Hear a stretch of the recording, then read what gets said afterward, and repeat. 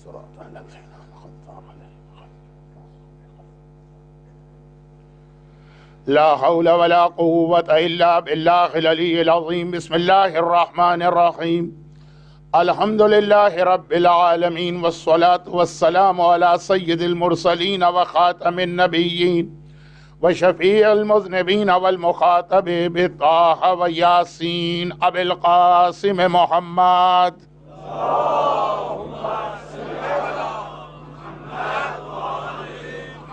وآله وأهل بيته الطيبين الطاهرين المعصومين المظلومين المنتجبين الميامين الذين أذهب الله عنهم الرجس وطهرهم تطهيرا.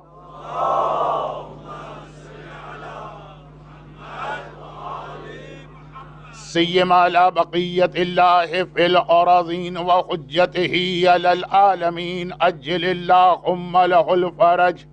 أما بعد فقد قال الله عز وجل في كتابه المبين وفرقانه المتين وقرآنه المجيد. بسم الله الرحمن الرحيم.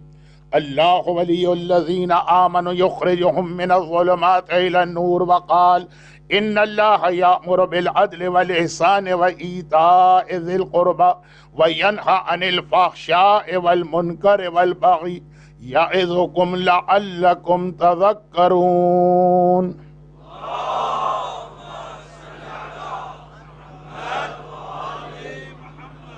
اللہ مولا ہے، اللہ ولی.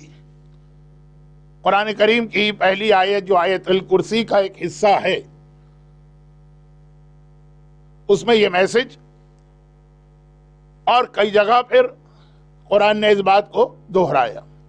غدیر خم کے میدان میں بھی ولایت کا اعلان اللہ کی ولایت سے شروع کیا گیا. اور جب اللہ ولی، تو ولی کی ذمہ داری کیا ہوتی ہے، مولا کی ڈیوٹی کیا ہوتی؟ اس میں سے ایک سورہ نحل کی وہ آیت تھی کہ امر اور نہیں. ان اللہ یامر بالعدل والاحسان وایتاء ذی القربى.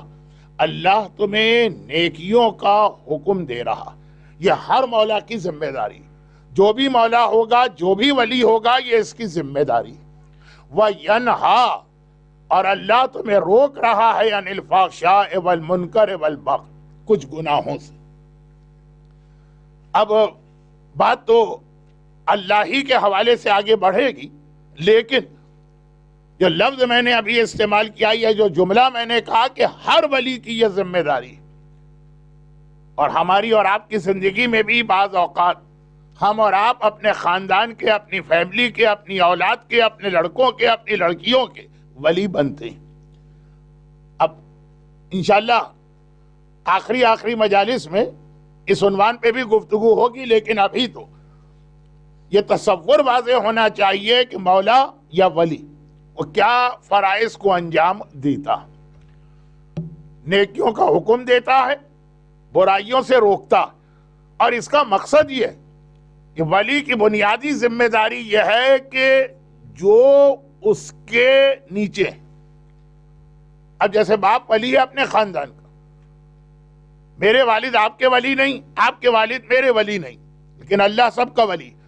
تو جو جہاں کا ولی، اس کی ذمہ داری اپنے نیچے والوں کے حوالے سے یہ ہوتی کہ انہیں نیکیوں کا اور گناہوں کا تذکرہ کر کے ان کے ایمان کو بچائے. یہ بنیادی چیز. ہمیں اپنے دین کو ریلیجس اور اسپریچول راستے پہ رکھتے ہوئے پھر کوئی سوشل کام کرنا ہے. ایسا نہ ہو کہ ہمیں پتہ بھی نہ چلے اور ہمارا ٹریک چینج ہو جائے. ہم سمجھ رہے ہوں کہ دین کا کام ہے اور ہمارا دین ایک سوشل آرگنائزیشن بن جائے. کہ ولی کا پہلا کام گارجین، ولی کے معنی پروٹیکٹر، ولی کے معنی ماسٹر، ولی کے معنی آقا، یہ پہلا کام. اور یہاں پر کل ضمناً ایک بات آئی تھی، گرچہ میں محرم کی ان مجالس میں مسائل فقہ کو یا مسائل شریعت کو بیان نہیں کرتا ہوں، لیکن کبھی کبھار کوئی ایسی بات اور اتنی امپورٹنٹ بات آ جاتی کہ تھوڑا سا اس کو ایکسپلین کرنا پڑتا ہے. پھر میں اپنے موضوع پہ واپس آؤں گا کہ یہ جو آیت سورہ نحل اور یہ آپ کے علم میں ہوگا کہ جب معاویہ نے ممبروں سے اور نماز جمعہ کے خطبوں میں مولا علی کو برا بھلا کہنا، سب و شتم کرنا شروع کیا، اور بعد میں اسی خاندان کے ایک حکمران عمر ابن عبدالعزیز نے 2 سال ان کا ٹائم پیریڈ تھا، اس 2 سال میں یہ طریقہ ختم کر کے اس کے بدلے جو مولا علی کو برا بھلا کہنا پارٹ آف دا خطبہ بن گیا تھا، اس کے بدلے میں سورہ نحل کی اسی آیت کی تلاوت کو رائج کیا تھا۔ اللہ عدل کا حکم دیتا۔ ابھی ہو از حسین نامی آرگنائزیشن کا جو انٹروڈکشن ہو رہا تھا، اور کتنے اچھے طریقے سے اور کتنا اہم کام آج کی دنیا میں انجام دیا جا رہا، تو اس میں یہ لفظ آیا کہ حسین جسٹس، اللہ عادل۔ کل یہ بات ہو چکی ہے، لیکن اس کے بعد اللہ ہم سے اور آپ سے یہ کہتا ہے کہ ہر جگہ پہ اسکیل لے کے نہ بیٹھو کہ بس جتنا جس کا حق ہے اتنا ہی دینا، کمی بھی نہیں کریں گے، لیکن جتنا ہے واجب اتنا ہی کریں گے، نہیں، اس کے بعد احسان کی منزل آتی ہے۔ اور احسان کے حوالے سے جو ہماری قوم کا ایک طریقہ کار ہے ہمارے یہاں، لیکن نجاست و طہارت تک، نمازوں اور روزوں کے ٹائمنگ تک، خمس کے پیمنٹ تک، باقی عام زندگی میں جو والدین کا حق ہے اس سے زیادہ دو، جو اولاد کا حق ہے اس سے زیادہ دو، جو بیوی کا حق ہے اس سے زیادہ دو۔ اب یہ مسئلہ تو آج کل بہت فیمس ہو گیا، آیت اللہ سیستانی سے لے کے آیت اللہ خوئی سے لے کے آیت اللہ محسن حکیم سے لے کے تمام مراجع کے پاس ہے کہ صدقے سے زیادہ ثواب ہے اپنے گھر والوں پر، جتنا ان کا حق بنتا ہے اس سے زیادہ خرچہ کرنا۔ اب لوگ مس گائیڈ نہ ہو جائیں، اس لیے میں زیادہ اس کی ڈیٹیل میں اس وقت نہیں جا رہا ہوں، بعد میں تفصیل آئے گی۔ تو اب ہمارے ہاں یہ چیزیں رائج ہیں، مگر اپنی عام لائف میں بھی مومن کا جو حق ہے جتنا ہے اس سے زیادہ دو۔ اب جیسے میں نے ایک مثال دی کہ ہمارے ہاں جو لوگ خمس پیمنٹ کرتے ہیں، میری مجالس میں انہی لوگوں کا ذکر ہوتا جو خمس نہیں دیتے ہیں، وہ یا تو مجلس میں آئیں گے نہیں، یا اگر آئیں گے تو غم کے بیان کے وقت آئیں گے، اگر کسی وجہ سے شروع میں آنا پڑ گیا تو سنیں گے نہیں۔ تو جو خمس دیتے ہیں، دیکھیں ہمارے یہاں ایک نارمل پریکٹس ہے کہ نہیں، کہ اگر ہمارے یہاں 100 پاؤنڈ پہ خمس ہم نے 20 پاؤنڈ نکالا تو کبھی آدمی 20 کے بدلے میں 22 یا 25 پاؤنڈ دے دیتا احتیاطاً۔ 20 واجب ہے، چلو ہم 25 دے دیتے، زیادہ ہی دے دو، امام کے نام پر کم نہیں ہونا چاہیے۔ اگر کسی کے ذہن میں یہ خیال ہے کہ خمس 25% ہے تو یہ حرام اور گناہ، اگر یہ خیال ہے کہ میں 25 پاؤنڈ دے رہا ہوں اس لیے کہ خمس 25 ہے، اس نے شریعت بنائی ہے، یہ اختیار کسی کو نہیں ہے۔ مغرب کی نماز 3 سے 4 رکعت کوئی نہیں کر سکتا ہے، خمس 20 سے 21% کوئی نہیں کر سکتا، لیکن پھر بھی ہمارے ہاں یہ رائج ہے، اس لیے کہ ہر ایک کے ذہن میں یہ ہے کہ ہاں خمس ہے تو 20 پاؤنڈ، احتیاطاً کو زیادہ ہی دے رہا ہوں۔ یہ ہے احسان، جو ہمارے یہاں کچھ چیزوں میں، خاص طور پر عبادتوں میں یہ رائج ہے، مگر اسے اپنی پوری زندگی کے اندر ہمیں پھیلانا۔ اور یہاں رک کر ایک بات جو میں نے کل کہی تھی اسے ایک اور اینگل سے سمجھا دوں، کیونکہ دیکھیے پہلی مجلس سے میں ایک بات کہہ رہا ہوں کہ افسوس ان پر نہیں ہوتا جو مثلاً گمراہ تھے، غلط تھے، باطل پر تھے اور اسی پہ مر گئے۔ افسوس ان پر ہوتا ہے جو ٹھیک تھے، صحیح تھے، حق پر تھے، بات جانتے تھے، اور پھر کہیں کوئی ایسی وہ ٹیکنیکل مسٹیک کر گئے کہ وہاں سے باطل پہ آ کے گرے۔ جیسے میں نے کہا تقلید نہ کرنے والے، اب یہ باتیں ہو چکی ہیں، آج ریپیٹ نہیں کرنا، وہ پھر بھی تھوڑا سا ہے کہ ٹھیک ہے وہ تقلید جانتے، تقلید کرتے کرتے آدمی اگر تقلید چھوڑ کے غلط راستے پہ چلا جائے، خمس نہ دینے والے ٹھیک ہے جو بھی ان کا گناہ ہے یا غلطی، لیکن اگر خمس دینے والا بھی آخر میں وہی بلنڈر کرے کہ اس کو دوبارہ خمس دینا، اس پہ زیادہ افسوس ہوتا ہے۔ ہم کہتے ہیں کہ ہماری سمپیتھی یا پٹھی جو ہے وہ ان کے ساتھ ہے کہ خمس دے بھی رہے ہیں بیچارے۔ تو اب اس کو ایک اور اینگل سے اس لیے سمجھا رہا ہوں کہ جو معصوم نے شیطان کا طریقہ کار بتایا، اور ہمارا موضوع اسی جانب جا رہا، ایمان کا پروٹیکشن تو ایمان کو خطرہ تو شیطان سے ہے نا، تو شیطان کہاں کہاں سے اٹیک کرتا ہے، بات آخر میں وہیں جائے گی۔ ابھی تو پہلا اسٹیج چل رہا ہے، تو معصوم نے جو شیطان کا طریقہ بتایا کہ پہلے مومن کو نیکی سے روکے گا، ان اللہ یامر، اللہ نیکی کا حکم دے رہا ہے، شیطان روک رہا، مگر اس کے بعد امام نے یہ فرمایا کہ اگر وہ دیکھے کہ کوئی مومن نیکی سے نہیں رک رہا تو کرنے دو اس کو نیکی، کوئی ایک ایسی غلطی اس سے کرا لو کہ نیکی کر کے بھی یہ زیرو پہ کھڑا ہو۔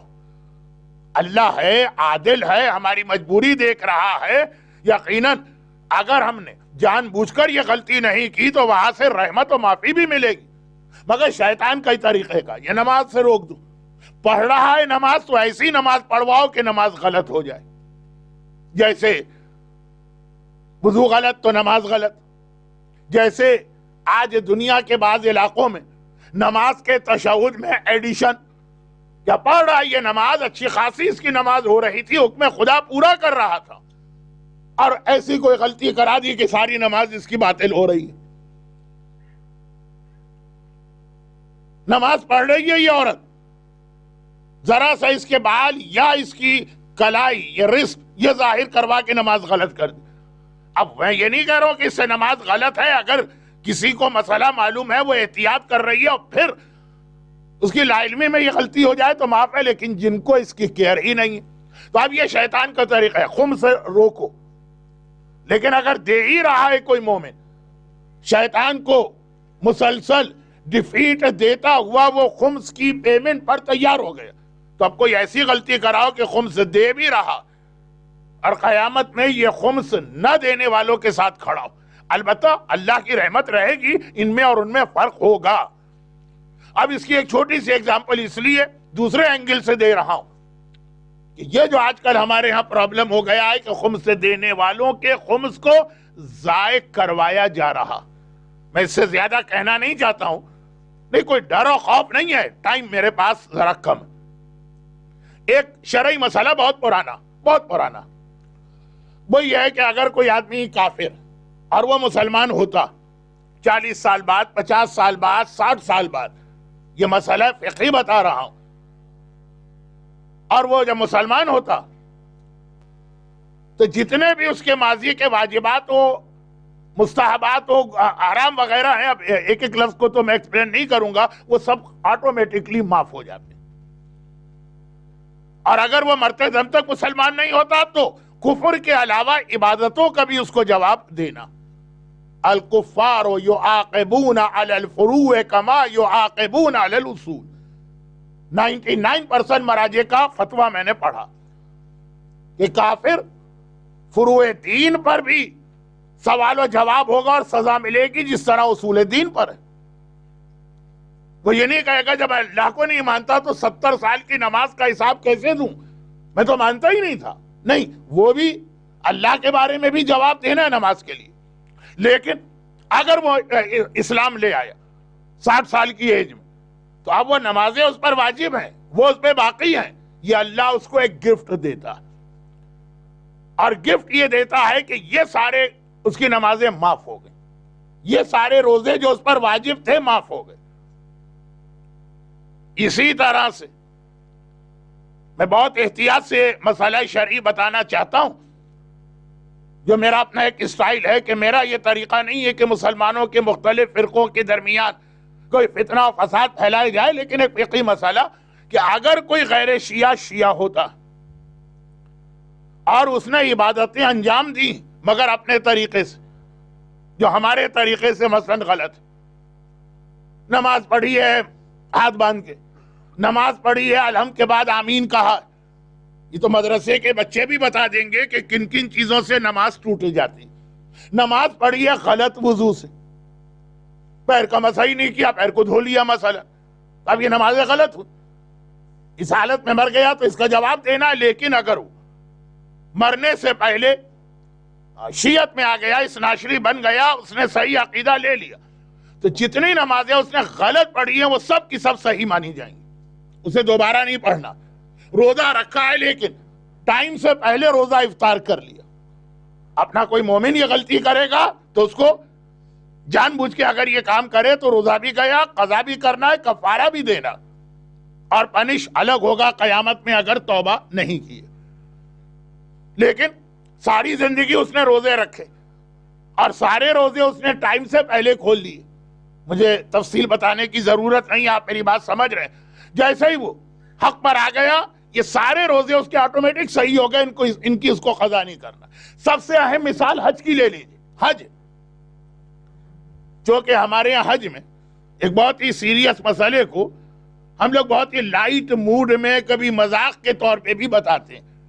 حج آخر میں جا کے بیوی حلال ہوتی ہے جب طواف النساء کرو۔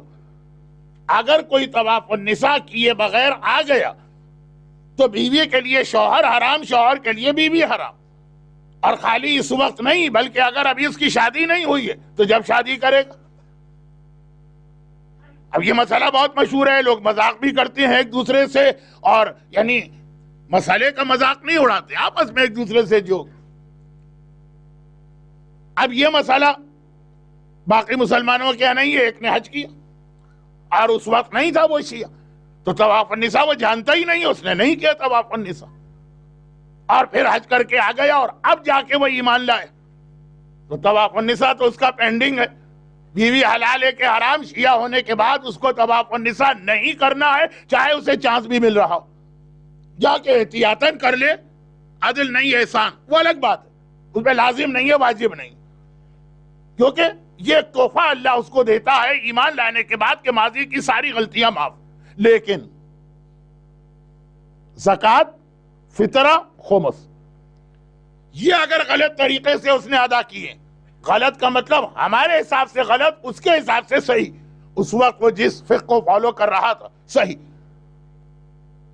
نماز میں اصول چل گیا، ہمارے اعتبار سے غلط، اپنی فقہ کے اعتبار سے صحیح، شیعہ ہونے کے بعد بھی وہ نماز ویلڈ، وہ روزہ ویلڈ، وہ حج ویلڈ، وہ خمس ویلڈ نہیں، وہ فطرہ ویلڈ نہیں، وہ زکوٰۃ ویلڈ نہیں۔ وہ اگر یہ کہنا چاہے کہ خدا بندہ اس وقت میں جس فقہ کو مانتا تھا اس کے اندر زکوٰۃ کا یہی طریقہ کار تھا، مجھے کیا معلوم تھا کہ شیعہ میں کیا زکوٰۃ کا طریقہ ہے، اب میں شیعہ ہوا، آج اسے صحیح طریقے سے زکوٰۃ اور فطرہ اور خمس دوں گا۔ کہا کہ نہیں، پیچھے جتنی زکوٰۃ اور فطرہ اور خمس دیا ہے ان سب کا ری پیمنٹ کرنا پڑے گا۔ اگر وہ پیمنٹ میں کوئی ایسی غلطی کر رہا ہے جو ہمارے اعتبار سے غلط ہے، اس اعتبار سے صحیح، تو یہ خمس کا اتنا اہم مسئلہ کہ جہاں نماز اور روزہ اور حج پیچھے رہ جاتا ہے اور مالی واجبات آگے آ جاتی ہیں، یہ حق الناس ہے، یہ قرضہ ہے جو اس ایسے نئے مومن کی گردن پہ بھی باقی ہے جس بیچارے کو پیمنٹ کے وقت معلوم ہی نہیں تھا۔ اب میں اس کی تفصیلات میں نہیں جا رہا ہوں، میں یہ بتا رہا ہوں جب اس کے لیے یہ مسئلہ، تو ایک مومن کے لیے جو شروع سے ہی خمس کے مسئلے کو جانتا ہے یا جاننا چاہیے، اس کے پیمنٹ کے اندر اگر اس نے لیزینس یا کاہلی یا لاپرواہی یا کیئرلیس ہو کے ادا کر دی تو کافی نہیں۔ میں ادھر دوسرے مسائل کی جانب تو جا ہی نہیں رہا ہوں، اس لیے کہ یہ مجلس کا ٹاپک نہیں ہے۔ کل ایک بات آ گئی تھی تو اس کو سمجھانے کے لیے کہ بی کیئرفل، نماز پڑھیں تو صحیح طریقے سے، روزہ رکھیں تو صحیح طریقے سے، حج کریں تو صحیح طریقے سے، اور خمس دیں تو صحیح طریقے سے، اور فطرہ دیں تو صحیح طریقے سے۔ لیکن چونکہ ہمارے یہاں زیادہ اہم مسئلہ خمس کا بن جاتا ہے، اس لیے میں نے اس کو بتایا، ورنہ یہی سیم مسئلہ فطرے کا بھی ہے۔ اچھا، یہ تو بات بیچ میں اس لیے نکل آئی کہ کل یہ ذکر ہوا تھا اور آج بھی ایگزامپل جو کوٹ کر رہا ہوں ایگزامپل نہیں تھی کہ عدل کا مطلب ہے 20%، احسان کا مطلب ہے احتیاطاً آپ نے کہا میں 25 دے رہا ہوں، مگر واجب وہی 20% احتیاطاً، تو جتنا واجب ہے اس سے زیادہ ادا کرنا۔ اور یہ ہمارے یہاں جیسا میں نے کہا نماز میں یہ طریقہ، جتنے بھی آپ جماعت کے آرگنائزیشنز کے ٹائم ٹیبل دیکھیں گے، روزے کا ٹائم جو ہے اس سے 5 منٹ پہلے امساک کا ٹائم نہیں ہے 5 منٹ پہلے، ٹائم تو ایگزیکٹ 5 o'clock ہے، 4:55 پہ امساک کر لو، کہ جہاں سے واجب ہو رہا احتیاطاً 2 منٹ 3 منٹ پہلے ہی سے اپنے آپ کو روزے میں سمجھ لو۔ اگر کسی نے یہ خیال کیا کہ روزے کا جو اصلی ٹائم اسلام نے بتایا ڈان فجر، اس سے 5 منٹ پہلے روزہ واجب ہے تو وہ حرام کام ہے. اور یہ تو پھر اگزامپل تو اتنی ہے کہ 2 گھنٹے کا لیکچر بھی ناکافی. تو عدل کے بعد احسان. میں بتانا یہ چاہ رہا ہوں، جو میں نے تقلید کے لیے جملہ کہا، جو میں نے خمس کے لیے جملہ کہا، جو میں نے 12 امامی مومن کے عقیدے کے لیے جملہ کہا، کہ جو صحیح چیز پر ہے وہ جب بلنڈر کرے تو زیادہ افسوس ہوتا ہے. تقلید کرتے کرتے ان کو کیا ہو گیا، خمس صحیح طریقے سے دیتے دیتے ان کو کیا ہو گیا، صحیح عقیدہ ان کے پاس ہے، پھر یہ کیسے کافر بن گئے. وہی چیز اسی سیکوینس میں یہ بات آئی کہ ہمارے یہاں آدھی باتوں میں یہ رائج ہے. نماز کا جو ایگزیکٹ ٹائم ہے اس سے 5 منٹ بعد نماز پڑھتے ہیں احتیاطاً. کبھی کبھار یہ 2 چیزیں ٹکرا جاتی ہیں، 2 احسان. حج میں عورت کے لیے چہرے پہ نقاب ڈالنا حرام ہے، لیکن اگر نماز آ جائے تو وہ چہرہ کھولنے کا مسئلہ. آپ دیکھیے وہاں پہ یہ نماز کی ڈیمانڈ یہ کہ جتنا چہرہ کھول سکتی ہو اس سے تھوڑا زیادہ کور کر لو، احتیاط. اور حج کے احرام کی ڈیمانڈ یہ کہ جتنا چہرہ چھپانا حرام ہے تو ذرا زیادہ انکور کر لو. لیکن یہ مسائل کا یہ فارمیٹ نہیں ہے. اتنا بھی جو میں نے بتا دیا غلط کیا. صرف یہ ایک جملے کے لیے آپ کو اتنا 10 منٹ میں نے پریشان کیا. کون سا جملہ؟ کہ نماز میں، روزے میں، عبادتوں میں ہمارے یہاں یہ چیز رائج ہے. باقی زندگی میں ہم اس کو کیوں بھول جاتے ہیں؟ نمازیں ٹریننگ ہوتی ہیں پریکٹیکل لائف میں شیطان سے مقابلہ کرنے کی. آج یہ تقریر کا آخری حصہ خود بخود نماز کے بارے میں ہونے والا، مجھے ابھی سے اندازہ. روزہ یہ پریکٹیکل لائف کی ایک ٹریننگ ہے. حج عملی زندگی کی ایک ٹریننگ ہے کہ تم حکم خدا کی خاطر خیمے میں بھی رہ سکتے ہو، کھانا پینا بھی اپنے آپ پہ حرام کر سکتے ہو، یہ ڈریس یا لباس یہ بھی اپنے آپ پہ حرام کرتے. ٹریننگ ہے. تو یہ والی ٹریننگ ہم کو آلریڈی مل رہی ہے، ہم عام زندگی میں اس کو اختیار نہیں کر رہے. اچھا پہلے ایسا نہیں تھا. 40 سال پہلے، 50 سال پہلے ہمارے یوتھ یہ سوال کرتے ہی نہیں تھے کہ پیرنٹس کا کتنا حق ہم پر واجب ہے اور کون سا واجب نہیں. میں یوتھ کے بھی سیشن کرتا ہوں جہاں یوتھ اور میری لینگویج یا بھاشا سملر ہو جاتی ہے. ہیں کچھ ایسے علاقے جہاں وہ اردو سمجھتے ہیں، اردو میں بات کرتے ہیں. لیکن آج یہ پہلا سوال ہے کہ والدین کی کتنی باتیں واجب ہیں اس کے بعد واجب نہیں. جو میں نے کل ایک اشارہ کیا، پہلے شادی ہوتی تھی، بہو آتی تھی، وہ کبھی یہ سوال نہیں کرتی تھی کہ شوہر کے کتنے ڈیوٹیز میرے اوپر واجب ہیں اور کون سے واجب نہیں. شوہر، ساس کی بات تو چھوڑیے، نندوں کی بات تو چھوڑیے، ہر چیز سمجھی جاتی تھی کہ ہر خدمت انجام دینا. آج مسلسل مجھ جیسے جاہل سے لے کر آیت اللہ سیستانی سے ملاقات کرنے جو قافلے جاتے وہاں تک ہر عورت یہ مسئلہ پیش کرتی. کیا ساس کا کوئی حق ہے ہم پر؟ کیا نند کا کوئی حق ہے ہم پر؟ اب مجھے نہیں پتا انگریزی میں ساس کو کیا کہتے ہیں اور نند کو کیا کہتے ہیں، وہ انلا لگا کے تو اور کنفیوژن کریٹ ہو جاتا ہے. لیکن بہرحال اس کو چھوڑیے. آج پہلا سوال یہ ہوتا ہے.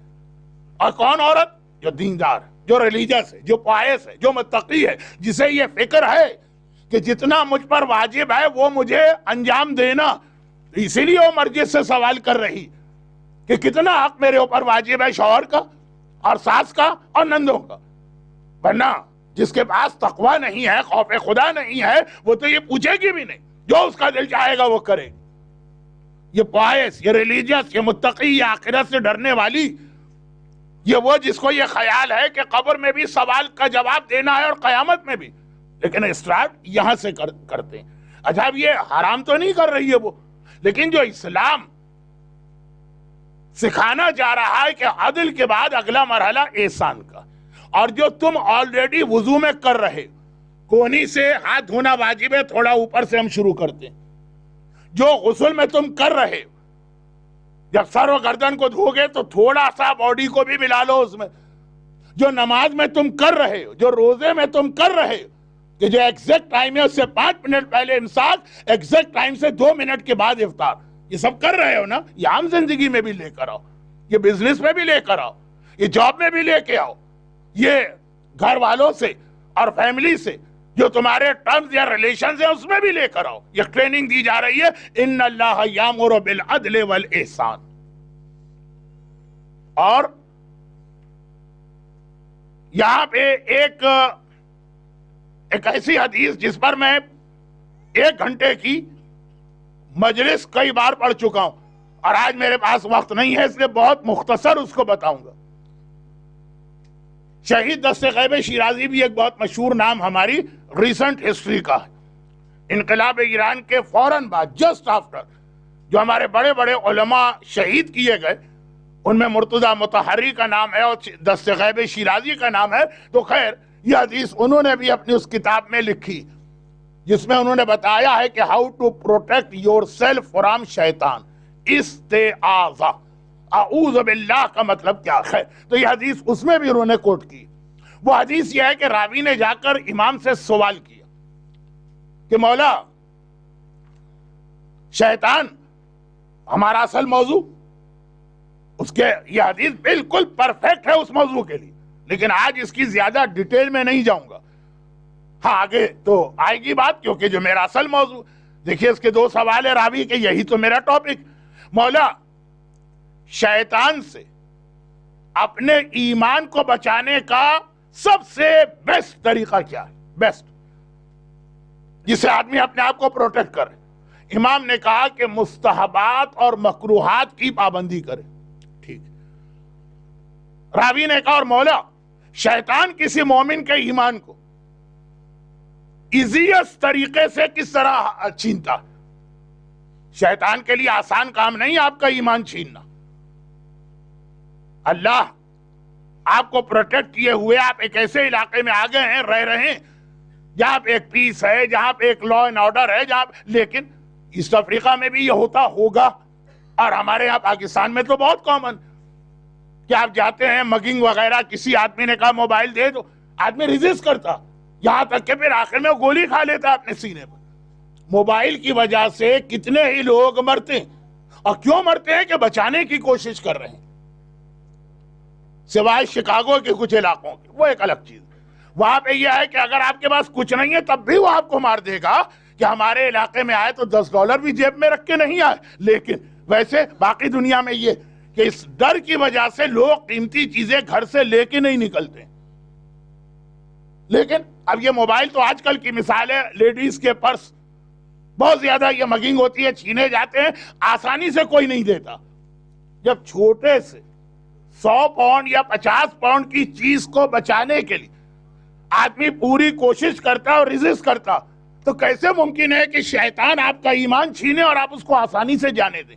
نہیں آپ ریزسٹ کرتے ہیں چاہے آپ کو بھی معلوم نہ ہو کہ آپ ریزسٹ کر رہے ہیں. صبح کو آنکھ کھل گئی آج بڑی تھکن ہے نماز پڑھنے کا موڈ نہیں ہو رہا لیکن آپ کسی نہ کسی طرح سے اٹھے اور نماز پڑھی. آپ کو نہیں پتا کہ یہ جو 4 منٹ 5 منٹ آپ نے بستر پہ گزارے یہ آپ کی شیطان سے جنگ ہو رہی تھی. وہ آپ کا موبائل چھیننا چاہ رہا تھا آپ ریزسٹ کر رہے تھے آخر میں آپ کامیاب ہو گئے. آپ کو نہیں پتا لیکن جنگ ہو رہی.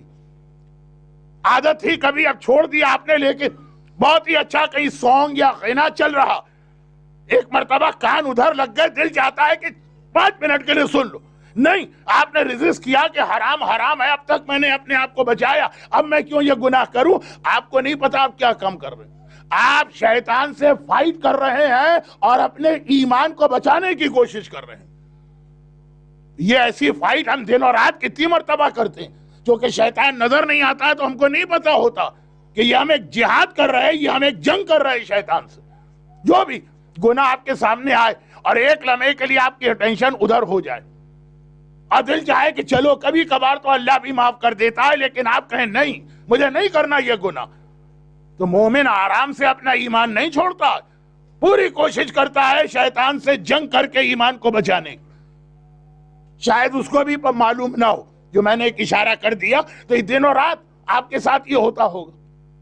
کبھی جھوٹ بولنے کا دل چاہا کبھی کسی کی غیبت کرنے کا موڈ ہو گیا کبھی گانا سننے کا کبھی بے حجاب کسی پارٹی میں جانے کو ریزسٹ کر کے اپنے آپ کو بچایا. یہ وہی آپ کی اور شیطان کی جنگ. تو مولا شیطان کے لیے مومن کا ایمان چھیننا ایزیسٹ طریقہ شیطان کے پاس کیا ورنہ تو ہر مومن رزق کرے گا. امام نے کہا مستحبات و مکروہات. اب دو سوال، پہلے سوال اور دوسرے سوال میں نے 15 منٹ آپ کے لے لی تو آپ بھول گئے کہ بات کیا چل رہی تھی. مولا شیطان سے اپنے ایمان کو بچانے کا بیسٹ وے کیا؟ امام نے کہا مستحبات و مکروہات. اور مولا شیطان ہمارے ایمان کو سب سے زیادہ آسانی سے کیسے چھین کے لے جاتا؟ کہا مستحبات و مکروہات کے ذریعے. دونوں سوالوں کا ایک ہی جواب دیا. لقمان کسی کے غلام ہے، آقا نے کہا کل میرے کچھ بہت ہی وی آئی پی قسم کے گیسٹ آ رہے ہیں، بہترین کھانے پکانا. اور لقمان نے اگلے دن 50 ڈشز پکائی، سب میں زبان، یہ جانور کی زبان یا ٹنگ ہوتی ہے، اس کی ڈشیں بنا کے رکھ دی. 50 کی 50 ڈش. آقا حیران ہو کے کہتا ہے یہ میرے وی آئی پی مہمان کیا چیز پکا کے دی؟ کہا کہ آپ نے کہا تھا سب سے بہترین چیز پکانا. زبان سے بہتر اس کائنات میں اللہ نے کوئی چیز پیدا نہیں کی ہے. اسی سے ذکر خدا ہوتا ہے، اسی سے قرآن پڑھا جاتا ہے، اسی سے دعائیں کی جاتی ہے، اسی سے سلام بھیجا جاتا ہے، اسی سے مومن کا دل جیتا جاتا ہے. 2 گھنٹے کا لیکچر. اس وقت کوئی جماعت تو تھی نہیں کہ کہا جاتا ہو لقمان سے کہ 15 منٹ تمہارا ٹائم ہے، اس سے آگے نہ جانا. بولتے چلے جا رہے. الحمدللہ اس دفعہ بھی اس وقت جو جماعت ہے اس نے میرے اوپر کوئی پابندی نہیں لگائی، لیکن ان جرنل بات. اب کیا ایسے فلسفی سے آقا کیا بحث کرے کہ اچھا اس کا امتحان لیتے. کہا اچھا کل میں اپنے کچھ ہڈن اینیمیز کو بلا رہا ہوں، سب سے خراب کھانے پکا کے رکھ دینا. جیسے ایک صاحب نے اپنے گھر کے کک کو ایک لسٹ دی، کہا یہ بہترین کھانے، کل میرے مہمان آ رہے کل سے. کک نے کہا میں روز پکاؤں گا. کہا نہیں، یہ تو میں نے اس لیے دی کہ ان میں سے کوئی کھانا بھی نہ پکانا کیونکہ میری ساس آ رہی ہے. خیر، تو اب خلاصہ یہ ہے کہ ساس خالی عورتوں کا مسئلہ نہیں ہے، مردوں کا مسئلہ بھی ہوتا ہے. لیکن میں اپنے ٹریک سے ہٹ رہا ہوں، واپس آتا ہوں. لقمان نے اگلے دن، اب یہ لفظ اچھا تو نہیں ہے اللہ کی نعمت کے لیے، ورس ڈشز پکائیں اور ساری ڈشز زبان، وہی چیز جو کل تھے وہی کھانے کو مائکرو ویو میں گرم کر کے رکھ دیا. آقا نے کہا یہ کیا؟ میں نے تو کہا تھا کہ بدترین. کہا زبان سے بدتر اور کون سی چیز ہے؟ اسی سے غیبت کی جاتی ہے، اسی سے جھوٹ بولا جاتا ہے، اسی سے دل توڑا جاتا ہے، اسی سے گانے گائے جاتے ہیں، اسی سے حرام ہوتے ہیں. ایک ہی چیز اچھی بھی ہے بری بھی. امام نے کہا ایک ہی چیز شیطان کا بھی بہترین ٹول ہے تمہیں گمراہ کرنے کا، اور ایک وہی چیز تمہارا بہترین ٹول ہے اپنے آپ کو پروٹیکٹ کرنے کا. اب راوی حیران ہوا. امام نے ایکسپلین کیا جس کی تفصیل میں جانے کا فی الحال وقت نہیں ہے. اور میں نے کہا کہ یہ تو میرا اصل موضوع ہے، شیطان کیسے ایمان چھینتا ہے، مومن کیسے ایمان کو بچاتا ہے. مگر بہت واضح بات ہے کہ جب عدل اور احسان کے ساتھ زندگی گزاریں، واجبات ادا کریں، پھر مستحبات انجام دیں، اپنے ایمان کو بچا لیا. 20% خمس سے آپ نے 25 نکال دی. مجھے فقہی مسئلہ معلوم ہے کہ بعض کیسز میں ہر ایک کو 25% ہی خمس دینا، وہ چھوڑ دیجیے. اتنی ٹیکنیکل باتوں کا موقع نہیں ہے آج تو نہیں. لیکن ایک ان جنرل بات، پہلے آپ نے روزانہ کی 17 رکعت نماز پڑھی، پھر نماز شب کے لیے کھڑے ہوئے. 17 رکعت ہے عدل، اور پھر نماز شب پڑھنا یا مغرب کے 4 رکعت نافلہ پڑھنا یہ ہے احسان. اپنے ایمان کو آپ بچا رہے ہیں. اور شیطان کب آپ کا شکار کرتا ہے کہ جب آپ نے عدل کو چھوڑا، واجبات انجام نہیں دی، کھلے کھلے حرام کر رہے ہیں، مستحبات و مکروہات کی بہت پابندی کر رہے ہیں. غدیر کا روزہ نہیں چھوڑنا ہے رمضان کے روزے رکھنے کے لیے، نہ صحت ہے نہ وقت. اور ایک بہت مشکل منزل آ گئی، کہیں اس میں توہین نہ ہو عبادت. حج واجب ہے، نہیں جانا ہے زیارت پہ جانا. زیارت کی اہمیت کل آئی تھی. کوئی یہ نہ سمجھے کہ میں آقا حسین کی زیارت کے خلاف کوئی بات کر رہا ہوں، لیکن بات یہ ہو رہی ہے کہ حج کیا یہ عدل ہے اگر واجب ہے تو، اور پھر زیارت پہ بار بار گئے یہ احسان. تو عدل کے بعد احسان، جتنا واجب ہے اس سے زیادہ واجب انجام دے کے کرو. عورت کے لیے جتنا اپنے شوہر کا حق واجب ہے اس سے زیادہ ادا کر رہی، جتنا اپنی ساس کا حق واجب ہے اس سے زیادہ ادا کر رہی، جتنا اپنی نندوں کا حق ہے اس سے زیادہ ادا کر رہی. شوہر کے لیے جتنا بیوی کا حق واجب ہے اس سے زیادہ دے رہا. اپنے ایمان کو بچا رہے ہیں یہ لوگ خالی ایک نیکی نہیں کر رہے، اپنے ایمان کو بچا رہے ہیں. اور یہ جو پروردگار کا طریقہ، یہ اللہ کے مولا ہونے کی ڈیفینیشن ہے. اللہ ولی الذین آمنوا یخرجہم من الظلمات الی النور. اللہ تمہارے ایمان کو بچاتا. جب اللہ تو طریقہ کیا بتایا اللہ نے ایمان بچانے کا؟ جو واجبات ہے اس کے بعد تھوڑا آگے بڑھ کے بھی کچھ مستحبات انجام دو. پھر وہی جملہ کہہ دوں، ہمارے ہاں نماز اور روزے میں لوگوں کو یہ معلوم ہے آج کے اس 21 سینچری میں بھی کتنے مومنین کو میں جانتا ہوں جو رمضان کے روزوں کے علاوہ پورا رجب اور پورا شعبان کے روزے بھی رکھتے ہیں. عبادتوں میں یہ چیز ہے، لیکن جو ڈیلی لائف ہماری ہے، حقوق مومن ہمارے ہیں، فیملی لائف ہماری ہے، اولاد اور پیرنٹس کی لائف ہماری ہے، اس میں یہ چیز نہیں. پہلے تھی. پھر جملہ ریپیٹ کر دوں اگرچہ ٹائم بہت کم. پہلے کوئی بہو آ کے نہیں کہ پوچھتی تھی کہ سسرال پہنچ کر اب ساس اور نند کے کتنے واجب حق ہیں، کتنے مستحب حق ہیں. آج پہلا سوال یہی ہوتا. ایک دم مینٹلٹی جو چینج ہو رہی. یہ سٹارٹ ہے اس اسٹیج کا کہ جہاں پہ شیطان نے بھی کہا تھا لَأُغْوِيَنَّهُمْ أَجْمَعِينَ، اے خدا تیرے ایک ایک بندے کو بہکاؤں گا. اور امام نے بھی کہا کہ آخری زمانے میں ایمان لوز ہوگا، آخری زمانے میں نمازیں زیادہ ہوں گی، والدین کی بے احترامی بھی زیادہ ہوگی، آخری زمانے میں حج زیادہ ہوں گے، بیویاں اپنے شوہر کی نافرمانی بھی زیادہ کریں گی. دونوں روایتیں ہمارے پاس ہیں. آخری زمانے میں گناہ بہت زیادہ ہوں گے، یہ ہر ایک کو معلوم ہے. لیکن اس کا اگر آپ یہ نتیجہ نکال رہے ہیں کہ لوگ نماز نہیں پڑھیں گے اور روزہ نہیں رکھیں گے اور حج نہیں کریں گے اور خمس نہیں دیں گے، تو غلط ہے. گناہ بہت زیادہ ہوں گے لیکن نمازیں اس سے بھی زیادہ پڑھی جائیں گی. معصوم کا وہ جملہ مساجدہم معمورہ ومن ہدایتہم خالیہ، مسجدیں نماز پڑھنے والوں سے بھری بھی ہوں گی. کوئی بھی آپ پروجیکٹ بنائیے کہ 20 سال بعد کا ویژن رکھ کے کتنا بڑا امام باڑہ بنانا ہے، وہ 2 سال میں چھوٹا لگنے لگے گا. حج جو پیغمبر نے آخری حج میں کہا کہ یہ حج، ابھی تو یہ مسجد یمن تک پہنچے گی تب بھی لوگ اس میں نہیں آئیں گے، اتنے حاجی بنیں گے آخری زمانے میں.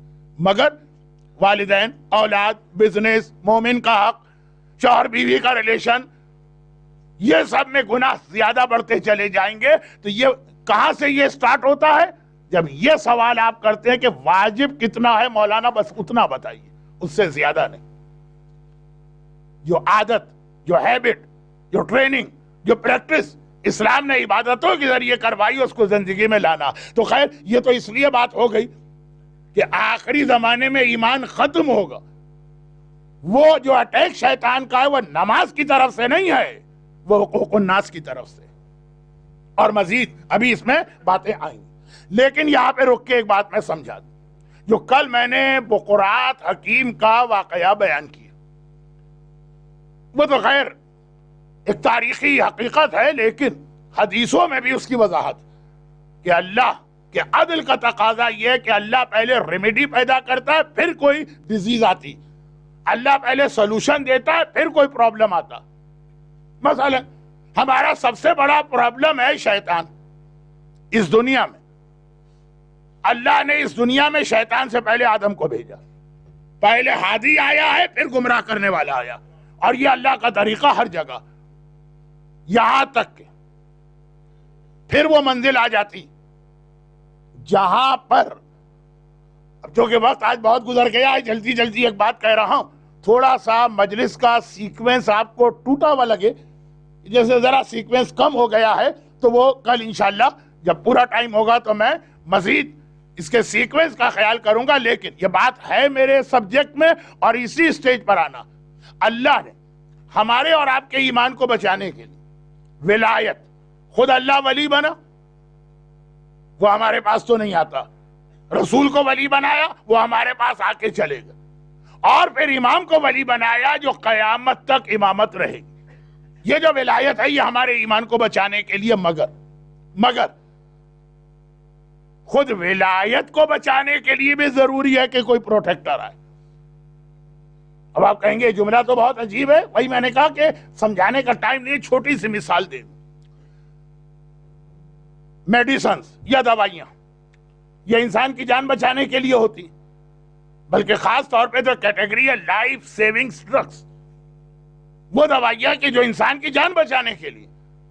لیکن خالی دوا کافی نہیں ہے، وہ دوا کی حفاظت کے لیے بھی ساتھ میں انسٹرکشن ہوتی ہے. اس ٹمپریچر میں رکھیے گا، بہت سی دوائیں کہا اس کو فریج میں رکھیے گا، بہت سی دوائیں کہا لیکن اس کو فریزر، بلکہ دوائیں تو شاید فریزر میں کوئی بھی الاؤڈ نہیں. وہ دوا جس کا کام ہے ہمیں بچانا، لیکن خود اس دوا کو بچانے کے لیے بھی انسٹرکشن ہوتی ہے. ورنہ آپ دوا استعمال کریں گے، مثلا ایکسپائری ڈیٹ، اور آپ نے دوا استعمال کی، فائدہ نہیں ہوا، دوا میں خرابی نہیں، آپ نے دوا کی حفاظت کا انتظام نہیں کیا تھا. اور اگزامپل تو بہت ہوں گی، ٹائم کم. تو جو ہماری حفاظت کے لیے، خود اس کی حفاظت کے لیے بھی اللہ کو انتظام رکھ کرتا. ولایت ہماری ایمان کی حفاظت کرتی، اور ولایت کی حفاظت کے لیے بھی اللہ نے ایک سسٹم بنایا. اور عجیب بات یہ، عجیب نہیں، اللہ کا طریقہ کہ ولایت کا سسٹم بعد میں بنایا، جو ولایت کو بچانے والا سسٹم ہے وہ اللہ نے پہلے بنایا. جملہ سمجھانا پڑے گا بس، کیونکہ آج پتہ نہیں کیوں گرمی بہت زیادہ محسوس ہو رہی ہے، مجھے بھی اور آپ کو بھی، پنکھے بھی چل رہے ہیں. اس کے باوجود شاید کراؤڈ ہے یا ویدر چینج ہو گیا ہوگا، تو بہت لمبی بات نہیں ہوگی. اب آپ کہیں گے اللہ کرے روز اتنی گرمی ہوا کرے تاکہ مولانا کسی طرح ٹائم پر تو ممبر سے اترے. بہت مختصر ایک بات، یہ ترتیب ذہن میں رکھیے گا. ہمارے ایمان کو بچانے کے لیے ولایت، لیکن خود ولایت کو بچانے کے لیے، جیسے آپ میڈیسنز کے پیکٹ پر پڑھتے ہیں کہ کہاں رکھنا ہے، کس طرح رکھنا ہے، کیسے اس کی حفاظت کرنا، ولایت کو بچانے کے لیے اللہ نے انتظام کیا. اور اپنے طریقے کے مطابق ولایت بعد میں ہمیں دی، اس کے حفاظت کا انتظام پہلے دیا. وہ اللہ کی سنت. اور اس کے لیے آپ کو جانا پڑے گا ایک بہت ہی انٹرسٹنگ سبجیکٹ کی جانب، معراج، ascending to skies, traveling towards heaven، جو بھی آپ کہیے، مجھے انگلش نہیں آتی ہے. معراج، پیغمبر اس دنیا سے آسمانوں کے لیے گئے. بہت اہم یہ سفر ہے پیغمبر کا. کئی زیارتوں میں پیغمبر کو اسی صاحب معراج کے حوالے سے یاد کیا گیا، لیکن مزید معراج کے فضائل بیان کرنے کا وقت نہیں. معراج میں اللہ نے پیغمبر کو بہت سارے گفٹ دیے، کیونکہ یہ تو ایک ہمیں اور آپ کو اللہ نے حکم دیا کہ جب تمہارے پاس کوئی مہمان آئے کبھی خالی ہاتھ واپس نہ پلٹانا، کوئی نہ کوئی اس کو تحفہ دینا. اور کئی دعاؤں میں بھی یہ جملہ، خاص طور پر جب آپ خانہ کعبہ میں انٹر ہوتے ہیں تو مسجد الحرام کے دروازے پہ جو دعا پڑھی جاتی ہے، فرسٹ دعا ہے آپ کی عمرے اور حج میں. فرسٹ دعا، وہ احرام کی دعائیں مکے سے باہر پڑھی جاتی ہیں، پہلی دعا مکے میں، اور اس میں یہی کہ اے خدا، ہر مہمان کو گفٹ ملتا ہے اپنے ہوسٹ کی جانب سے، بس اولا شیء توتینی، مجھے پہلا گفٹ یہ دے. اور پھر وہ دعائیں بہت ساری ہیں، میں کہیں اور چلا جاؤں گا. تو اب ایک عام آدمی کے گھر جائے تو حکم ہے کہ اسے خالی ہاتھ واپس نہ کرنا، کوئی تحفہ دینا. اور اگر کائنات کا سب سے عظیم انسان کائنات کے خالق رب العالمین کے پاس جا رہا تو اللہ خالی ہاتھ پلٹا دے، یہ پاسبل ہی نہیں. اللہ نے معراج میں تحفے دیے، اور بہت سارے تحفے دیے. دو بہت اہم ہیں. ایک ہمارے ایمان کو بچانے کے لیے، اور ایک اس کو بچانے کے لیے. یاد رکھیے کہ معراج کے سفر کا مقصد تھا ولایت علی کا اعلان. لوگوں کے سامنے چاہے یہ اعلان غدیر خم میں ہوا، لیکن معراج کے سفر میں اسلام میں یہ عقیدہ شامل ہوا. اسلام تو مکمل شروع دن سے ہے، لیکن اسٹیجز میں عقیدے آئے ہیں نا. پیغمبر کا معراج کا سفر عجیب سفر ہے. اب میں بہت جلدی آج کی بات سمیٹ رہا ہوں، اور کچھ باتیں، بلکہ کافی باتیں اس حوالے سے بھی نامکمل ہے، کل آ جائیں گے. پیغمبر کا معراج کا سفر بہت اہم. معراج کے سفر نے کم از کم دو چیزیں تو بہت کلیئر کر دی. معراج کے سفر میں اصول دین کمپلیٹ ہوئے ہیں اور معراج کے سفر میں فروع دین اسٹارٹ ہوئے. ایک ہی سفر ہے پیغمبر کا, ایک ہی جرنی ہے. اس ایک جرنی میں اصول دین کمپلیٹ ہو رہے ہیں اور اسی سفر کے اندر فروع دین اسٹارٹ ہو رہے ہیں.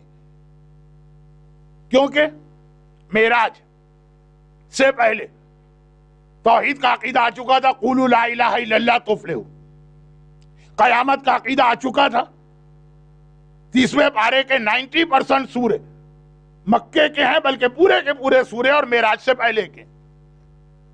سورہ یاسین کی وہ آیت جس میں وہ امیہ ابن خلف مذاق اڑا رہا ہے قیامت کے عقیدے کا, وَلَمْ يَرَ الْإِنسَانِ إِنَّا خَلَقْنَاهُ مِن نُطْفَةٍ, لمبی بات ہو جائے گی. قیامت کا عقیدہ آ چکا تھا. رسالت کا عقیدہ تو مکے میں آ ہی گیا تھا. پیغمبر نے اپنا انٹروڈکشن ہی یہ کرایا. امامت کا عقیدہ نہیں آیا تھا, یہ آیا تھا مکے ہی میں, لیکن معراج کے سفر میں. جو مولا کہتے ہیں انا آیت الکبریٰ, انا آیت اللہ العظمیٰ, اللہ کی سب سے بڑی نشانی میں ہوں, اللہ کی سب سے عظیم نشانی میں ہوں. مولا کہے خطبہ انا آیت اللہ الکبریٰ, انا آیت اللہ العظمیٰ. چھٹے امام کی حدیث ہے نحن آیات اللہ الکبریٰ, ہم اللہ کی بڑی نشانیاں.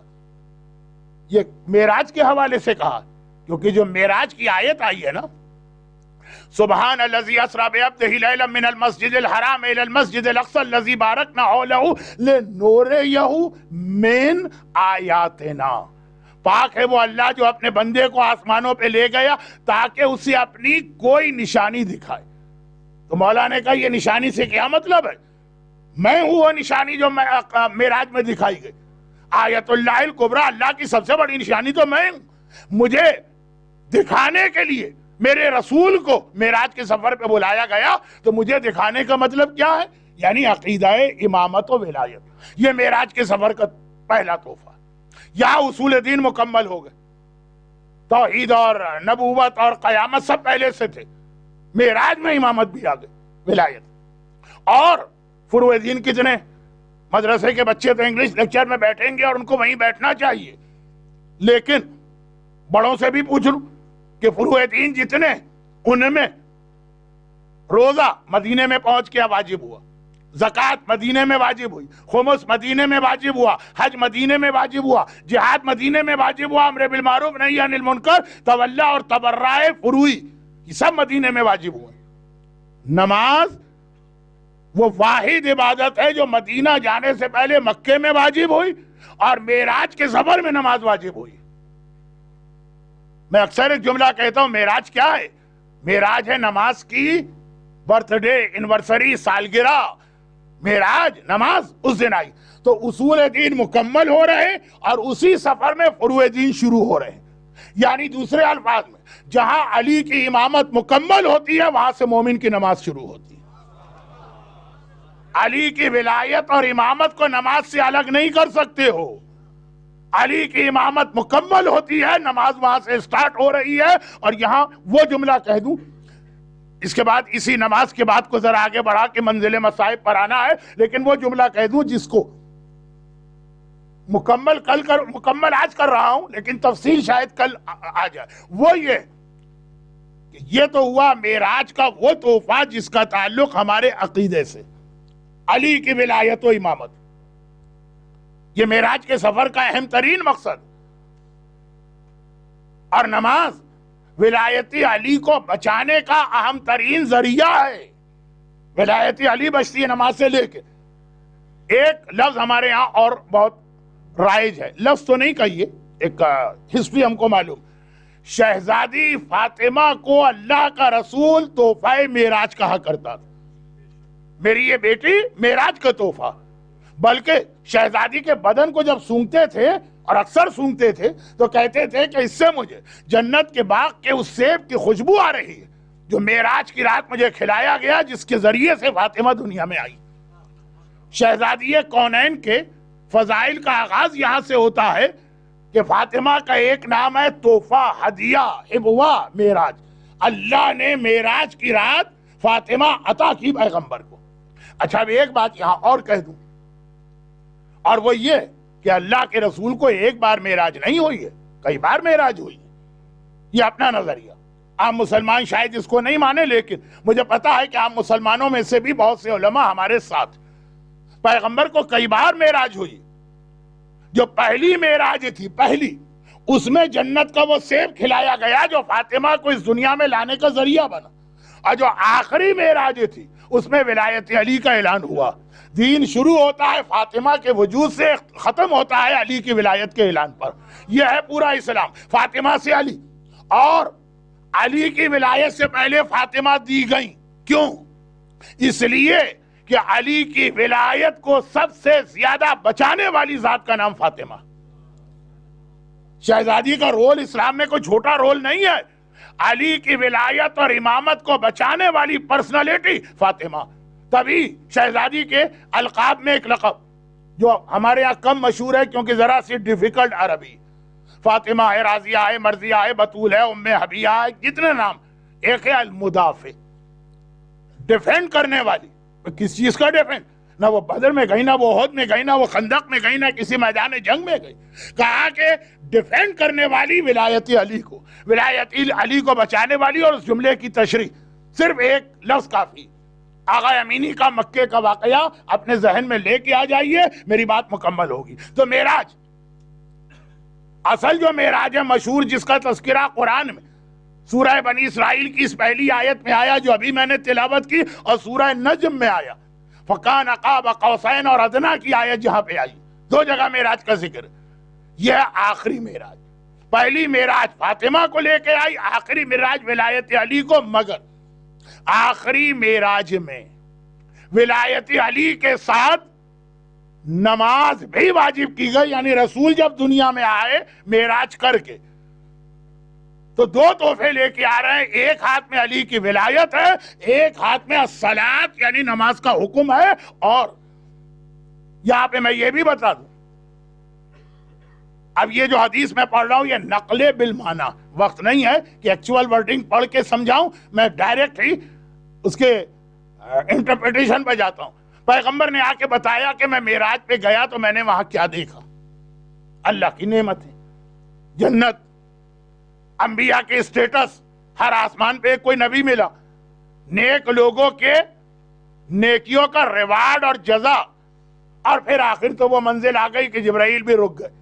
بھائی میں آگے نہیں بڑھ سکتا، آپ جائیے. پیغمبر گئے وہاں، وہ عظمت الہی دیکھی، وہ شان، وہ گریس جس نے نماز کو بنایا. نماز پیغمبر کے سفر معراج میں وہاں بنی جہاں جبرائیل ساتھ چھوڑ کے چلے گئے.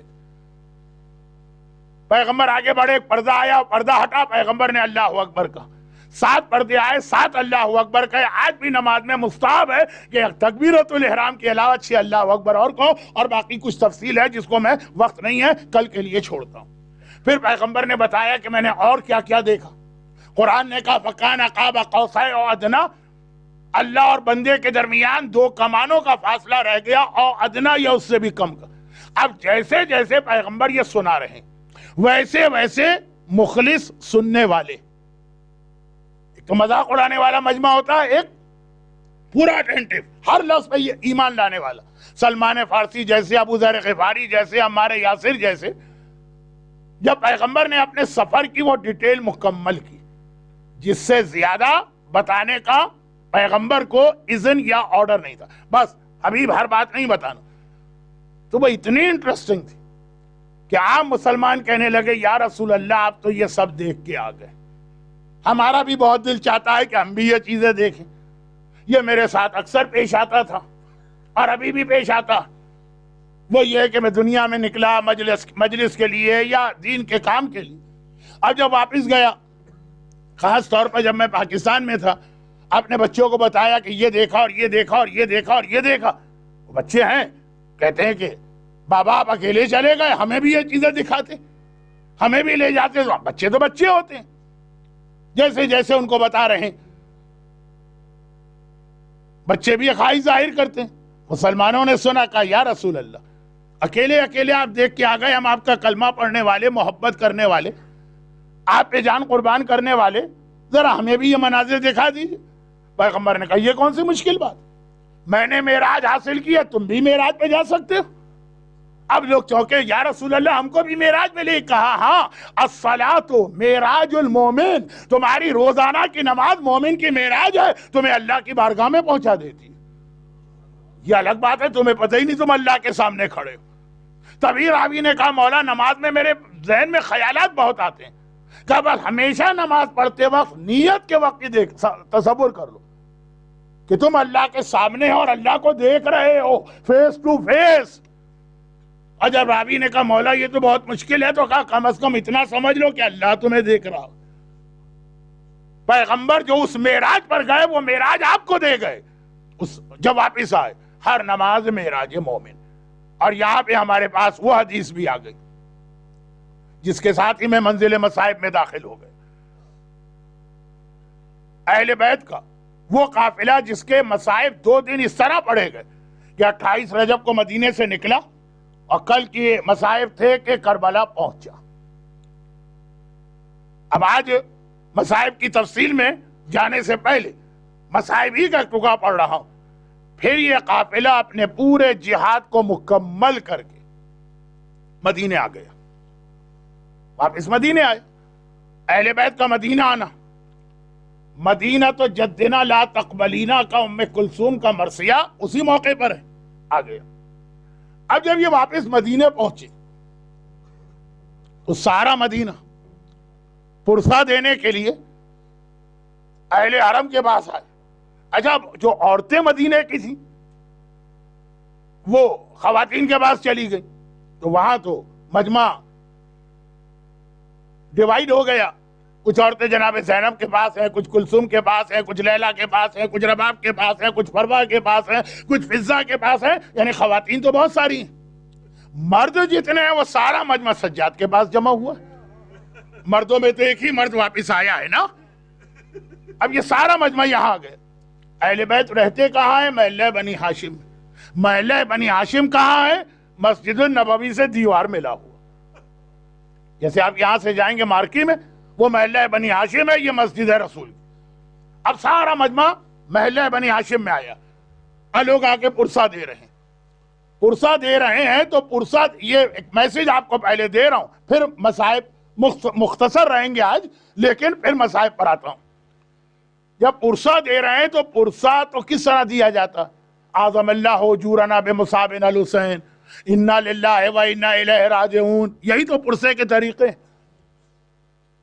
ایک آدمی نے جاہل تھا، نا واقف تھا، نا سمجھ تھا، معرفت کا لیول کم تھا، مجھے نہیں معلوم، اس نے آ کے ایک عجیب سوال کر لی۔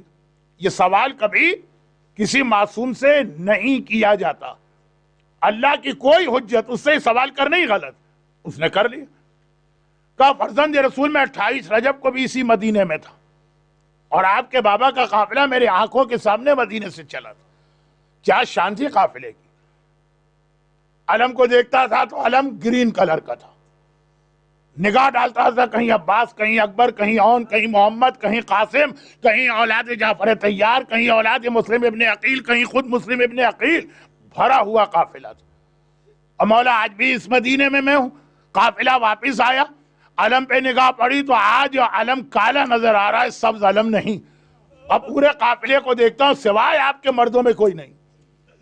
مولا صرف یہ بتا دیجئے کہ آپ کا بابا پورا بھرا ہوا قافلہ لے کر گیا، پورا قافلہ لٹا کے آپ واپس آئے، تو آپ کامیاب ہو کے آئے کہ ناکام ہو گئے، جیت گئے کہ ہار گئے؟ حجت خدا سے کبھی یہ سوال نہیں ہوتا۔ حجت خدا مارا جائے تب بھی وہ جیت جاتا، گردن کٹ جائے تب بھی وہ کامیاب آتا، لیکن اس نے سوال کر لی۔ پورا مجمع لوگ پرسہ دے کے رو رہے ہیں، اس نے ایک عجیب سوال کیا کہ ساری قربانیوں کا نتیجہ آپ کے حق میں نکلا کہ یزید کے فیور میں؟ امام نے کہا اے شخص، میں تیرے سوال کا جواب دیتا ہوں، پہلے میرا چھوٹا سا کام تو کر دے۔ مولا بتائیے۔ کہا یہ سامنے میرے نانا کی مسجد ہے نا، جا کے 2 رکعت نماز پڑھ کے واپس آ جا۔ وہ گیا، 2 رکعت نماز پڑھی اور آ گئے۔ کہا مولا میرے سوال کا جواب۔ کہا اب بھی تجھے جواب چاہیے؟ کیا مطلب مولا؟ کہا تو خود اپنے سوال کا جواب دے کے آیا۔ کہا مولا میں نے کوئی جواب نہیں دیا، میں نے تو نماز پڑھی ہے۔ کہا یہی تیری نماز تیرے سوال کا جواب۔ جب تک اس کائنات میں اللہ کی نماز پڑھی جا رہی ہے سمجھ لو کہ میرا بابا اپنے مشن میں کامیاب آیا. وہ اسی نماز کو بچانے کے لیے میدان میں گیا تھا. یہ کس نے کہا؟ یہ اس نے کہا جو علی الاوسط، بیچ والا علی، اور جو بڑا علی ہے میرا مولا کائنات کا ولی، اس نے میدان صفین میں کیا یہی جملہ نہیں کہا تھا؟ جب عبداللہ ابن عباس نے پوچھا مولا یہ چلتی ہوئی تلواروں میں، برستے ہوئے تیروں میں، گرتے ہوئے نیزوں میں، کٹتی ہوئی گردنوں میں، اور نماز کا وقت آیا آپ گھوڑے سے اتر کے نماز پڑھ رہے ہیں، کہا اے ابن عباس اسی نماز کو بچانے کے لیے ہم میدان میں آئے ہیں. تو علی کا جہاد ہو اس کا مقصد بھی ہے نماز، حسین کا کربلا ہو اس کا مقصد بھی ہے نماز. اور وارث حسین نے کہا جب تک نماز پڑھی جا رہی ہے یہ نماز میرے بابا کی کامیابی کا اعلان ہے. جو نماز کو لاپرواہی سے لیتا، جو نماز کو اہمیت نہیں دیتا، جو نماز کو چھوڑ دیتا ہے، وہ اصل میں ان انٹینشنلی یزید کا فیور کر رہا ہے کہ حسین کی کامیابی کو چھپا رہا. یہ تو یزید نے کیا تھا نا کہ حسین کی کامیابی پہ پردے ڈالو. اور یہی وجہ ہے کہ ہر مومن نماز پڑھتا بھی ہے اور ہر شب جمعہ گواہی دیتا ہوں اشہد انک قد اقمت الصلاۃ، مولا میں گواہی دے رہا ہوں کہ آپ نے نمازوں کو بچایا. اب ایک کربلا والا تو کبھی نماز نہ قضا کر سکتا ہے نہ لاپرواہی سے پڑھ سکتا، کیونکہ کربلا میں تو اس کو پتا شب عاشور آقا حسین نے کہا بس ایک رات کی مہلت لے کے آ جاؤ، کیونکہ میں چاہتا ہوں کہ یہ رات بھی ساری رات اللہ کی عبادت و نماز پڑھتے ہوئے گزاروں. زندگی میں کوئی رات میری ایسی نہیں گزری جو بغیر نماز کے ہو. رات میں کتنی نمازیں واجب ہے؟ صرف 2، ایک مغرب 3 رکعت، عشاء 4 رکعت، 7 رکعت نماز. حسین پوری رات کی مہلت لے رہے ہیں کیونکہ 7 رکعت نماز عدل ہے اور پوری رات نماز پڑھنا احسان ہے. عاشور کی صبح حسین کے لشکر کا جو ریگولر مؤذن ہے آج اسے بدل دیا گیا اور کہا اکبر بیٹا آج کے دن اذان تمہیں دینا. اکبر خالی حسین کا بیٹا نہیں ہے، اکبر شبیہ رسول خدا بھی ہے. لشکر یزید کے سامنے اکبر اذان دے رہے ہیں، ان میں سے بہت سو کو یاد آ رہا ہی تو رسول خدا اذان دے رہے ہیں. اور عاشور کی سپہر کس کا نام ہے؟ ذوالجناح سے حسین زمین پہ گرے اور گرتے ہی اپنی پیشانی کو جلتی ریتی پہ رکھ دیا سبحان ربی الاعلی و بحمد. اور عاشور کا دن ختم ہوا، شام غریبہ آئی. پہلا کام شام غریبہ بیویوں نے کیا کیا؟ کربلا کی مٹی پر تیمم کر کے نماز مغرب اور عشاء پڑھی. تو عاشور رات، صبح، سپہر، مغرب، نماز نماز نماز اور نماز. لیکن اسی عاشور میں ایک وہ نماز پڑھی گئی جس پر حسین نے ہاتھ اٹھا کر عاشور کے دن نماز کو یاد کرنے والے کو خصوصی دعا دی. شب عاشور نماز کے حوالے سے دعا نہیں ملی کسی کو، صبح عاشور فجر کی نماز میں کسی کو دعا نہیں ملی، شام غریبہ نماز کے لیے کوئی دعا نہیں ملی. لیکن عاشور کی ظہر اکبر نے نماز کو یاد نہیں کیا. میں توہین کی نیت سے جملہ نہیں کہہ رہا ہوں، میں بتا رہا ہوں کہ حسینی لشکر میں عباس و اکبر نہیں، عام سا سپاہی بھی نماز کی اور کربلا کی اہمیت کو جانتا. اکبر نے نماز کو یاد نہیں کیا، عباس نے نماز کو یاد نہیں کیا. نعوذ باللہ یہ توہین نہ ہو کہ ان لوگوں نے نماز پہ توجہ نہیں دی، نہیں، جو میرا مقصد ہے وہ سمجھیے. حبیب ابن مظاہر نے بھی نماز کو یاد نہیں کیا. حسین کی فوج کا ایک ایسا سپاہی کہ اگر یہ واقعہ تاریخ میں نہ ہوتا تو آج ان کا نام بھی سوائے علماء کے کوئی نہیں جانتا، ابو سمامہ. عاشور کی دوپہر ہے، ایگزیکٹ ظہر کا اول وقت، جنگ اپنے پورے عروج پر پہنچی ہوئی ہے، دونوں لشکر اس طرح سے آپس میں لڑ رہے ہیں. عاشور کی جنگ 1 to 1 نہیں ہوئی ہے، وہ تو جب بنی ہاشم کے نوجوان آئے تو 1 to 1 ہے، اس سے پہلے تو دونوں لشکر لڑ رہے ہیں. ابو سمامہ سیداوی اس واقعے کے علاوہ ان کا نام کہاں آتا ہے کربلا میں، جبکہ تھے کربلا کے شہیدوں؟ اور ہو سکتا ہے کہ جو ہمارے محمدی مدرسے کے وہ بچے جو امام زمانہ کی فوج بن رہے ہیں ان میں سے کوئی آگے تذکرہ کر دے ابو ثمامہ جنگ کے دوران آسمان کو دیکھا، کہا فرزند رسول ظہر کا وقت آ گیا ہے، سورج ڈھلا، کہا ظہر کا وقت آ گیا ہے، ہمیں ظہر کی نماز پہلے پڑھنا ہے۔ یہ ہے حسین کی سپاہی، ایسی فوج چاہیے حسین کو، ہمیں اور آپ کو ایسا بن کے دکھانا ہے۔ ایک بار حسین نے بھی آسمان کو دیکھا اور ہاتھ اٹھا کے کہا جعلک اللہ من المصلین، اے ابو ثمامہ تم نے نماز کو کتنے اچھے وقت میں یاد کیا، اللہ قیامت کے دن تمہیں نمازیوں کے گروہ کے ساتھ اٹھائے۔ جعلک اللہ من المصلین، اللہ تمہیں نمازی بنا۔ اب میں مصائب کو اختتام کو پہنچا رہا ہوں ایک ایسی روایت پر جس کے آخری جملے پہ بعض مومنین کو اعتراض ہوتا، میں اعتراض کا جواب پہلے دے دوں، روایت بعد میں پڑھوں گا۔ آپ کا، میرا، ہم لوگوں کا رتبہ زیادہ ہے کہ شہداء کربلا؟ ہر ایک کہے گا شہداء کربلا تو کائنات کے سلیکٹڈ لوگ ہیں جن کے لیے امام کہہ دے بے ابی و امی میرے ماں باپ تم پہ قربان۔ ہم اور آپ جب مجلس میں آتے ہیں اور جہاں جوتیاں اتارتے ہیں وہاں کوئی آ کے بیٹھتا ہے نا، وہاں کوئی آ کے بیٹھتی ہے نا بی بی، ہاتھ اٹھا کے دعا دیتی ہے نا آپ کو، کہاں پہ آ کے بیٹھتی ہے بی بی جہاں ہم جیسے گناہگار اپنی جوتیاں اتار رہے ہیں مگر حسین کی وجہ سے ہمیں اتنا رتبہ ملا۔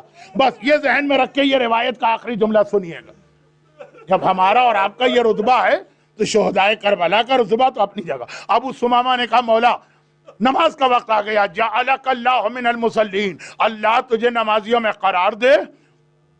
اے حبیب تم بھی کوفے کے رہنے والے، یہ لشکر بھی یزید کا کوفے والوں پر مشتمل ہے، جا کے نماز کی اجازت لے کے آؤ، مہلت۔ حبیب گئے، کہا کہ تھوڑی دیر جنگ روک دو، خالی ہمیں یہ نماز پڑھنا ہے، نماز بھی قصر پڑھی جائے گی مختصر۔ منع کر دیتے، دیکھیں کتنی بے حیا بے غیرت ذلیل قوم ہے۔ ایک مرتبہ کہا حبیب تم لوگ نماز پڑھ کے کرو گے کیا، تمہاری نماز اللہ کے قبول نہیں ہے۔ حبیب برداشت نہ کر سکے، کہا مولا پہلے تو ان سے کہا کیا ہے ظالمو تمہاری نماز قبول ہے اور رسول کے بیٹے کی نماز قبول نہیں؟ پھر کہا کہ مولا یہ جملہ مجھ سے برداشت نہیں ہو رہا، حبیب کے مصائب تو کل یا پرسوں آئیں گے، مولا اب یہ نماز تو میں آپ کے نانا کے پیچھے جنت کے کنارے پڑھوں گا۔ لیکن ادھر حسین کہا کہ دیکھو یہ لشکر مان نہیں رہا ہے لیکن نماز بھی ہم کو پڑھنا اور اول وقت پہ پڑھنا، نماز کی صفحے بناؤ۔ صفحے بنائی گئی۔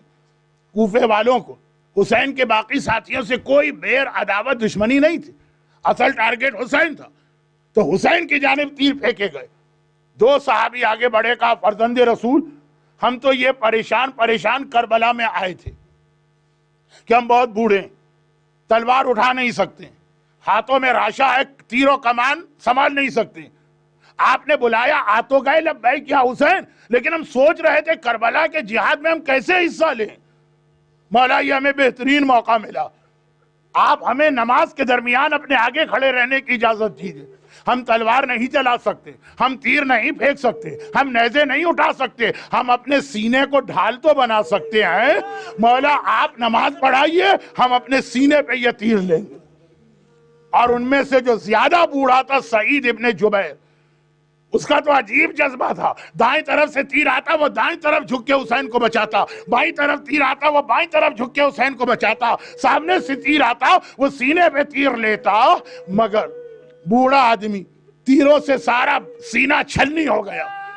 ادھر حسین نے نماز ختم کی، السلام علیکم ورحمت اللہ وبرکاتہ، اللہ اکبر اللہ اکبر اللہ اکبر، حسین نے کہا، اور سعید ایک مرتبہ چکرا کے اس طرح گرا کہ اس کا سر حسین کی گود میں پہنچ گیا۔ حسین نماز کے سلام کی حالت میں بیٹھے ہیں، گود پھیلی ہے، سعید کا سر حسین کی گود میں گیا، ایک بار آنکھیں کھولی، کہا مولا صرف ایک سوال کا جواب دیجئے، حل وفیتا یبنا رسول اللہ، اے فرزند رسول کیا میں نے حق وفا ادا کیا؟ کیا میں نے وفاداری کا تقاضا نبھایا؟ کیا لبیک یا حسین کہہ کر میں نے اسے ثابت کیا؟ حسین کی آنکھوں میں آنسو ہیں۔ ابھی آپ محمدی مدرسے کے بچے کی تقریر سن رہے تھے، جون کے لاشے پہ حسین اس طرح پہنچے کہ آنکھوں میں آنسو ہے، سعید کا سر حسین کی گود میں ہے۔ سعید ایک سوال کر رہے، مولا صرف اتنا بتائیے کیا میں نے اپنا کیا ہوا وعدہ پورا کیا کہ نہیں کیا؟ حسین کی آنکھوں میں آنسو ہیں۔ کہا اے سعید انت امامی فی الجنہ، میں جنت میں بھی جاؤں گا تو تو میرے آگے آگے چل رہا ہوگا، پہلے تو جنت میں جائے گا پھر حسین آئے گا۔ تیروں سے چھلنی سینہ، کہا تو میرے آگے آگے جنت میں جائے گا۔ بس ایک بار سعید گھبرا کے کہتے مولا ایسا لگا کوئی میرے سر کے قریب سرہانے آ کے بیٹھا۔ حسین نے کہا سعید ادب اور احترام سے سلام کرو، یہ میرا نانا رسول خدا ہے جو تمہیں لینے آیا۔ سعید نے سلام کیا، السلام علیکم یا رسول اللہ۔ پھر کہا مولا ایسا لگ رہا ہے کوئی میرے سینے پر ہوا جھلنے میرے قریب آیا ہے، میرے سینے پہ ہوا جھل رہا۔ حسین نے کہا سعید ادب اور احترام سے انہیں بھی سلام کرو، یہ میرا بابا علی مرتضیٰ ہے۔ لبیک یا حسین اس طرح کہیے، پھر دیکھیے کیا رتبہ ملتا۔ سعید نے ایک مرتبہ تڑپ کے کہا مولا اور ایسا لگ رہا ہے کوئی میرے بازوؤں کو دبا کے مجھے آرام پہنچا رہا، میرے بازو دکھ رہے تھے، کوئی میرے بازوؤں کو دبا کے آرام پہنچا رہا۔ حسین نے کہا سعید انہیں بھی سلام کرو، یہ میرا بھیا حسن مجتبیٰ ہے جو تیرے پاس آیا۔ آخری جملہ بس ایک بار سعید نے کہا مولا میں زخموں سے چھلنی ہوں، سر اٹھا نہیں سکتا، لیکن ایسا لگ رہا کوئی میرے پیروں کے قریب آ کے بیٹھا ہے۔ حسین نے کہا سعید پیر سمیٹ لو، یہ میری ماں فاطمہ زہرا جو تجھے لینے آئی۔ اے میرے لال کے وفادار، فاطمہ تیرے پاس خدا رہے۔ اجرکم اللہ۔ پروردگارہ ہمیں بھی لبیک یا حسین، لبیک یا حسین، لبیک یا حسین کا ایسا وفادار بنا کہ شہزادی کونین کی دعائیں، شفاعت اور مدد یہاں اور آخرت میں ہمیں نصیب ہو۔ گریہ کرنے والوں کی تمام پریشانیوں کو دور فرما۔ خدا بندہ خالی ہاتھ مجلس میں یقیناً ہم آئے ہیں، لیکن ہمارے ہاتھ خالی نہ پلٹا۔ تجھے فاطمہ زہرا کا واسطہ، تجھے حسین مظلوم کا واسطہ، مجلس میں جو حاجتیں لے کے لوگ بیٹھے ہیں ساری حاجتیں پوری فرما۔ ہمارے مرحومین کی مغفرت فرما، بیماروں کو خاص طور پر ایک مومنہ لندن میں بہت بیمار ہاسپٹلائز، شفائے کاملہ عطا فرما۔ خدا بندہ ہمیں اور ہماری اولاد کو اپنا دین سلامت رکھنے کی توفیق عطا فرما۔ دنیا بھر کے مظلوم شیعان حیدر کرار اور مظلوم مسلمان، چاہے وہ برما کے ہوں، چاہے وہ نائجیریا کے، چاہے وہ سیریا، چاہے وہ یمن، چاہے وہ سعودی عرب، جہاں کے ہوں، ان تمام ظالموں کی مدد فرما، ان تمام مظلوموں کی مدد فرما، ظالموں کو نیست و نابود فرما، اور ظلم کے خاتمے کے لیے ظہور امام زمانہ میں تعجیل فرما۔ ماتم حسین۔